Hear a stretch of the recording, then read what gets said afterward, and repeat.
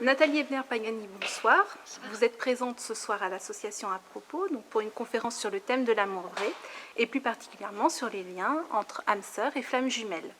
Donc vous êtes membre de l'association À Propos et vous avez pour habitude d'être derrière cette caméra. Mais ce soir, c'est à vous que j'ai envie de vous laisser le soin de vous présenter, de parler de votre parcours et de vos activités.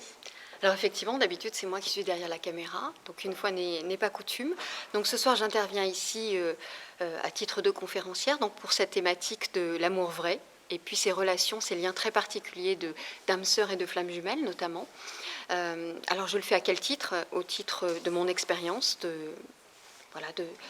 vraiment de ce qui m'est arrivé ces dernières années, puisque la vie m'a donné la chance de rencontrer et âmes sœurs et flammes jumelles.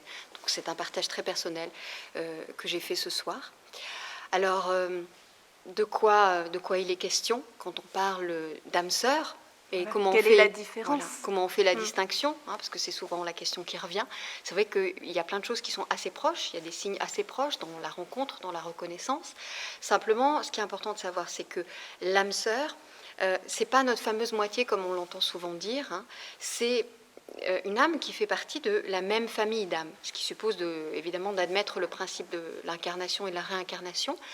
Donc c'est une âme qui vibre de manière très proche, très similaire à la nôtre, qui est là pour les mêmes objectifs d'évolution. On fait un travail ensemble, on regarde vraiment dans la même direction. Simplement, ce sont deux âmes distinctes, deux étincelles de vie distinctes. Voilà. La flamme jumelle, quant à elle, c'est vraiment là notre fameuse moitié, c'est l'autre moitié de notre âme, notre plus fidèle reflet. Donc elle se situe dans la flamme jumelle et nous n'avons qu'une seule et même flamme jumelle, alors que des âmes sœurs, on peut en avoir plusieurs. On peut être âme sœur avec un parent, avec un collègue, un ami, ou effectivement un conjoint amoureux. Donc chacun de nous peut avoir à la fois une ou plusieurs âmes sœurs et une seule flamme jumelle, une seule pour flamme tout le jumelle. monde. Oui, chacun peut la trouver. Oui, après on est incarné ensemble ou pas, ça c'est autre chose. Mais effectivement, tout un chacun a une seule et même flamme jumelle. Alors, de sexes différents ou du même sexe, je veux préciser que tout comme les âmes sœurs, elles peuvent être du même sexe ou de sexes différents, il en est de même pour la flamme jumelle. On est sur des polarités masculin-féminin, mais on peut très bien avoir des personnes du même sexe qui se retrouvent en tant que flamme jumelle, évidemment. D'accord. Et lorsque l'on rencontre en fait cet amour très particulier, est-ce qu'on peut avoir une certaine appréhension, une certaine crainte en fait? Qu'est-ce qu'on ressent? Alors, des craintes, il y en a, mais ce n'est pas ça qui vient tout de suite. Ce qu'il faut comprendre, c'est que les retrouvailles de flammes jumelles, elles servent à se réunir, puisqu'elles ont été séparées, l'âme a été séparée en deux, et que chacun mène des expériences différentes. Elles n'ont qu'une seule quête, c'est se retrouver et se réunir. Dans quel objectif? Il y en a trois, en fait. Il y a devenir qui l'on est vraiment, ce qui suppose d'enlever effectivement des couches de peur, comme vous le dites, des illusions, des conditionnements, enfin un certain nombre de blessures, etc. Le deuxième objectif, c'est cheminer vers l'amour inconditionnel, ce qui n'est pas une mince affaire. Et puis la troisième et la plus importante, c'est contribuer à autrui, servir quelque chose de plus grand que soi.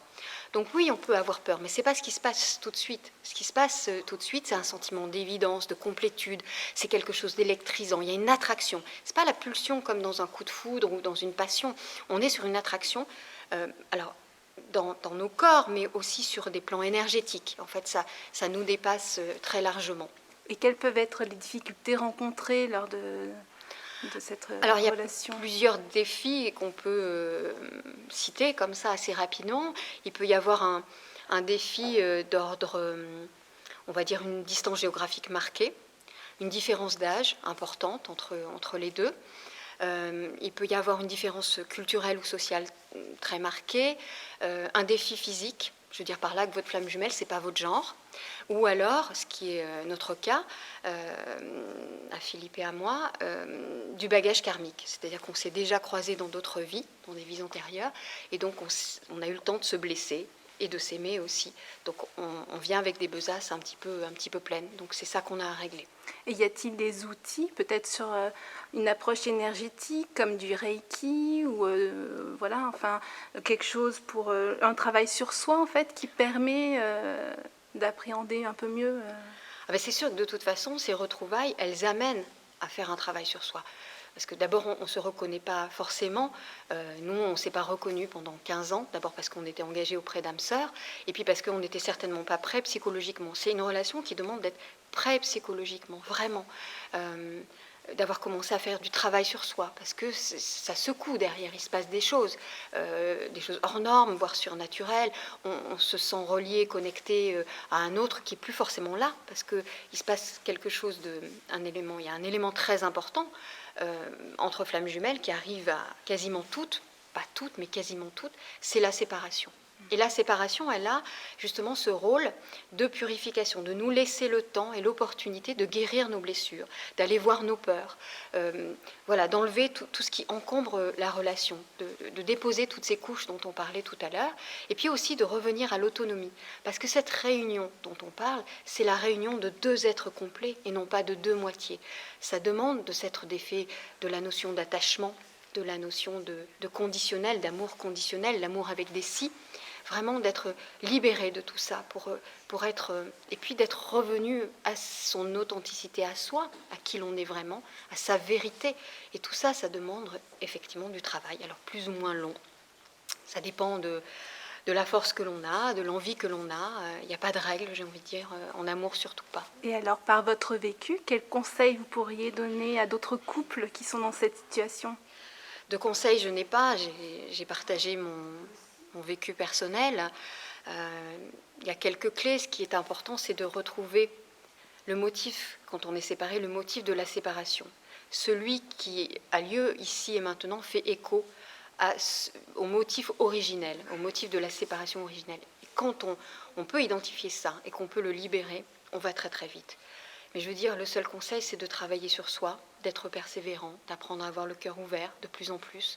C'est une telle opportunité d'apprentissage, c'est une telle chance d'évolution que cette relation. Et puis connaître cet amour, qui n'est pas que de l'amour-sentiment, ça n'est pas une romance, ça n'est pas un conte de fées, c'est vraiment, on est envahi par un flux, une nature d'amour bien au-delà de l'amour-sentiment.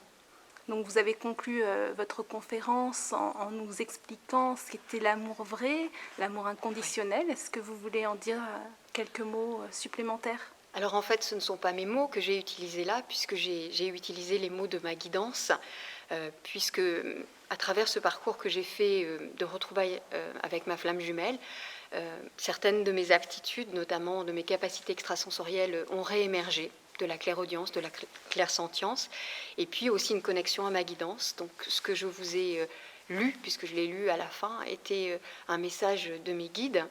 Et que dire si ce n'est que tout commence par soi, en vérité, que l'amour pour l'autre démarre par l'amour pour soi, cet amour de soi qui n'est pas narcissisme, qui n'est pas élan égocentré, mais qui est vraiment quelque chose de rajouté. Hein, oui, c'est une réconciliation avec soi, et qu'en fait l'amour de l'autre, l'amour pour l'autre, c'est, comme ils disent, un bonus.